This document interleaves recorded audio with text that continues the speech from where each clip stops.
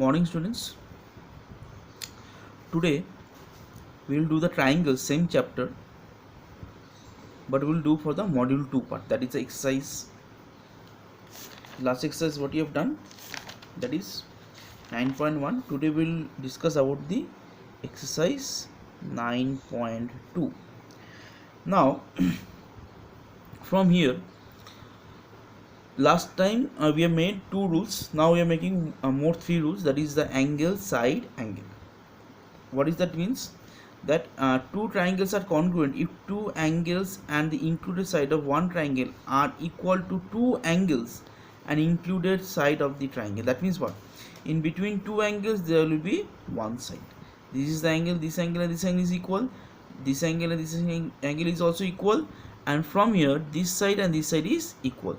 Then from here what we can say, these both the triangles are congruent by side angle side rule, congruency rule. The same thing, one more rules is coming, that angle side. The two triangles are congruent if to any two pairs of angles and a pair of corresponding sides are equal. Corresponding side, that means what? See, in these two triangles there are ABC and PQR. This angle and this angle is equal given. This angle and this angle are also equal given, and this side and this side is equal given. Then from here we can say that angle side. Therefore it is going by angle side congruency. Now we come across the very important part, that is the RHS. How will do the RHS part? RHS is what? Right angle hypotenuse side.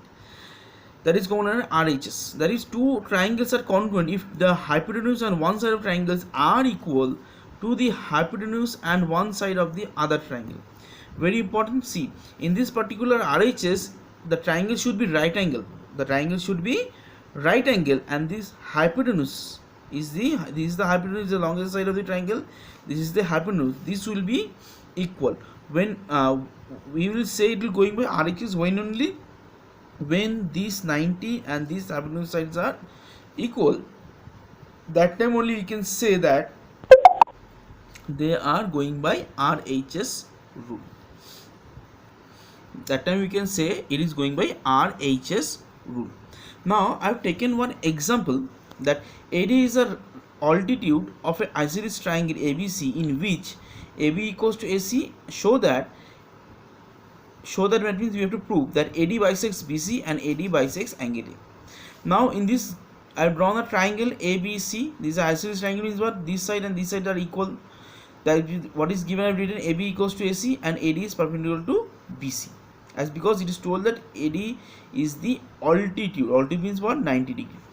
Now from here, in triangle ABD, this triangle and this triangle ADC, ADB and ADC is given what? 90 degree, as because it is given a what? Altitude. Now AB equals to AC, this is also given in the question, only this one and this one, as because it is a isosceles triangle. Now AD and AD is the common region, means what? These two triangle having the common side, that is the AD.